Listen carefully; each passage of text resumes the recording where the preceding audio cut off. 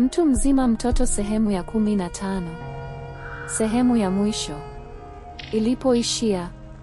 Ndiyo nimeshaathirika hivyo jamani, ukiona maongezi yanakuwa mengi ujue tayari hivyo. Sefu alianza kulia kabisa huku chozi likimtoka kwani alikariri kwamba maelezo yakiwa marefu ujue tayari umeathirika.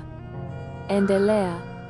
Sefu alianza kulia kabisa huku chozi likimtoka moja kwa moja bila kujizuia. Mikono yake ikitetemeka, sauti ikikatika kwa maumivu yasiyoelezeka. Maneno haya yalikuwa ya daktari, lakini yalikuwa kama risasi iliyopenya moja kwa moja ndani ya moyo wake.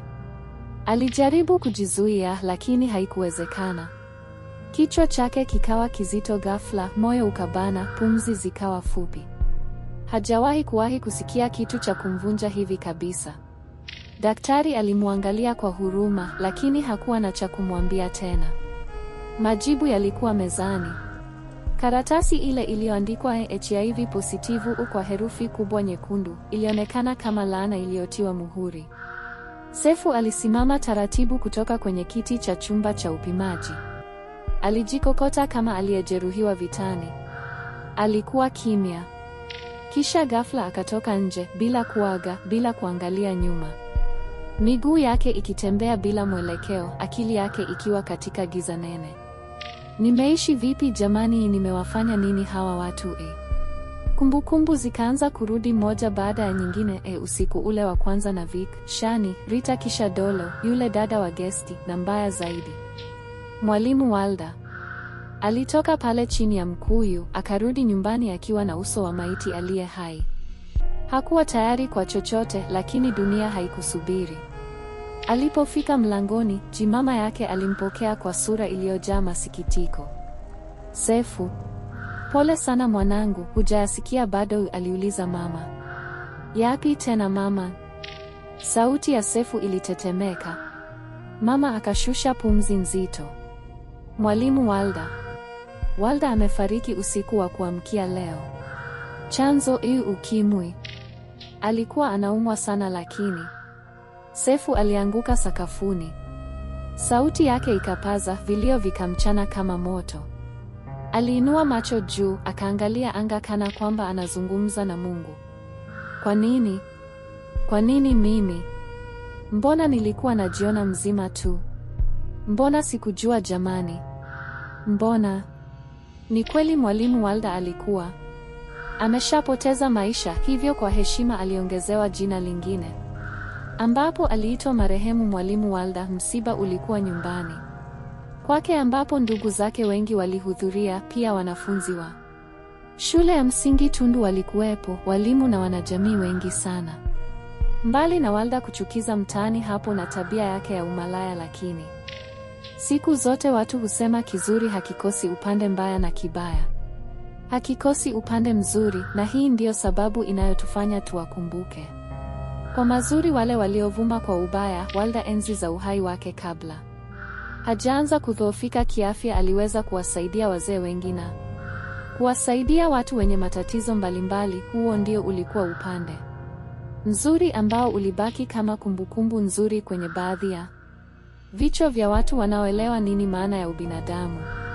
Sefu alishindwa kwenda hata msibani. Alikuwa mtu wa mawazo tu, ukweli. Hakuna jambo gumu kulisikia kama uambiwe umeasirika. Kutokana na mawazo, Sefu alianza kupungua kibaya zaidi. Hakuwa tayari kumwambia mtu yeyote kuwa yeye ni mwathirika. Pia hakutaka kutumia dawa kabisa, hiyo ikafanya mwili wake kudhoofika hata likizo ilipoisha.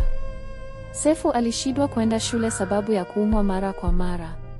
Siku moja katikati ya usiku wa manane, Sefu alianza kuwashwa mwili wake. Hali ilianza taratibu, ambapo hata alipokuwa usingizini alikuwa akijikuna bila kuona ni ajabu. Hali ilichanganya na kuanza mbaya pale ambapo Sefu alikuwa analia kabisa huku anajikuna, na kila akijikuna alikuwa anatokwa vipele vidogo vidogo. Mama na baba Sefu walichanganyikiwa alipomwona Sefu katika hali hiyo. Mwili mzima ndani ya dakika 15 ulibailika na ngozi yake kuwa kama limao. Mpaka usoni alivimba na utokwa vipele hivyo. Hali ilizidi kuwa mbaya ambapo walimfikisha Sefu hospitalini kwa matibabu zaidi. Madaktari walimpumzisha Sefu kwa muda ambapo mama alikuwa pembeni yake muda wote akimwangalia. Ilipita wiki nzima Sefu bado akiwa katika hali yake ile ambapo madaktari walikuwa wanababaika kusema ukweli wa mambo. Ilipita miezi miwili Sefu akiwa kitandani, hali yake ilizidi kuwa mbaya ambapo alishaanza kutokwa na utando mweupe mdomoni, majipu kila kona ya mwili, kula kwa shida. Mama Sefu ilibidi ajitutumue kuvumilia kwani alishaujua ukweli. Ilimuuma zaidi ya kawaida, alilia kila muda, hata Rita naye alihuzunika sana kwani kwa dalili tu alijua Sefu ameshaathirika. Kwa wale dada zetu ambao ni ndio mama wa kesho, usiombe mwanao aathirike halafu ushuhudie mateso yake akiwa hospitalini. Inauma sana zaidi ya kawaida. Hayo ndiyo yaliyomkumba mama Sefu. Alijisikia uchungu sana japo alijionyesha mtu wa furaha mbele ya Sefu ili kutomkatisha tamaa ya kuishi. Sefu alikuwa hoi kitandani, vidonda vidogo vidogo vilimtoka mwili mzima. Alikuwa sio Sefu yule mchangamfu, alikonda na kubaki mifupa pekee. Ulikuwa unaweza kuhesabu mifupa kwenye mabavu zake bila tatizo, nyama zote ziliporomoka. Ukimwangalia unaweza kusema ngozi imepita juu ya mifupa bila nyama au mishipa katikati yake. Rita ndio alikuwa hoi kwani alijua kabisa na yeye ugonjwa anao kwani alifanya mapenzi na Sefu bila kutumia kinga. Baba Sefu alipowasili hospitalini hapo naye kwa upande wake alihuzunika huku akilia kwa uchungu. Alishajua tayari amempoteza Sefu. Baba na mama, naomba mnisamehe sana. Mwalimu Walda ndiye alinipa ugonjwa huu. Mpaka sasa nimewaambukiza wengi sana bila kujua. Naomba mnisamehe mtoto wenu nife kwa amani. Aliongea hivyo Sefu, maneno ambayo yaliwafanya wazazi wake kuanza kudondosha chozi mbele yake. Hawakuweza kuvumilia hali hiyo. Laiti kama mwalimu Walda angelikuwa mzima na hisi mzee Sefu angeshamkata shingo yake. Kama ilipokuwa kwa Walda, Sefu naye alichelewa kupata matibabu, hivyo ilipelekea kifo chake. Msiba mkubwa ulikuwa nyumbani mzee Pius ambapo shujaa wetu Sefu alipoteza maisha kwa ugonjwa huu wa ukimwi. Aliteseka sana hospitali. Watu wengi walihudhuria kwenye mazishi ya Sefu huku wengine wasiamini kama kweli Sefu amefariki dunia. Waliompenda sana Sefu waliamini kesho yake ikifika watamwona tena. Palanjo hakuweza kuhudhuria msiba wa Sefu kwani hata naye hali ilishaanza kuwa mbaya. Alipumzishwa hospitali akisubiri umauti umkute. Sio hao tu.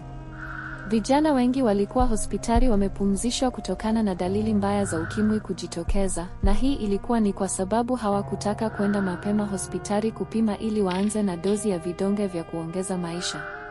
Lilikuwa ni pigo la wazazi wengi kwani wengine hawakuwa watoto zao bali waume zao kabisa, na hawa ndio waliotembea na Walda kipindi hicho. Sefu alizikwa salama. Huku kila kijana aliyeshuhudia mazishi hayo au hata kwenda kumwona hospitalini kwa jinsi Sefu alivyokuwa, kila mmoja alijihaidi kwenye akili yake kuwa hatofanya tena mapenzi ovyo na wasichana tofauti. Ya Sefu yaliyomkuta yalikuwa ni fundisho kwa wengine waliokuwa na tabia kama ya Sefu. Hii haimaanishi kuwa ukiwa mtulivu ndio haupati ukimwi, hapana.